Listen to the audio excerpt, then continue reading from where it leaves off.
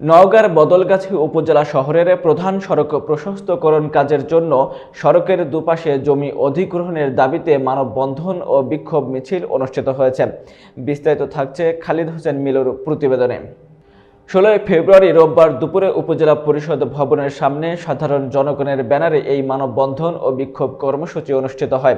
মানববন্ধনে বক্তারা বলেন, বদলগাছী উপজেলা শহরের প্রধান সড়কটি প্রশস্তকরণ কাজ চলমান রয়েছে, কিন্তু সড়ক প্রশস্তকরণের কাজের জন্য সড়কের এক পাশে জমি অধিগ্রহণের চেষ্টা করা হচ্ছে, যা স্থানীয়দের মধ্যে বৈষম্য সৃষ্টি করছে। বক্তারা তাদের বক্তব্যে দ্রুত সড়কের দুপাশে জমি অধিগ্রহণের দাবি জানান এবং বৈষম্য দূর করার জন্য ব্যবস্থা গ্রহণের জন্য জোর দাবি জানান। মানববন্ধন শেষে একটি বিক্ষোভ মিছিল উপজেলার প্রধান সড়ক প্রদক্ষিণ করে উপজেলা নির্বাহী কর্মকর্তার কাছে একটি স্মারকলিপি প্রদান করে। এ সময় উপস্থিত ছিলেন সমাজসেবক জাহাঙ্গীর আলম টিটু, বেলাল, মাসুদ সাথী প্রমুখ।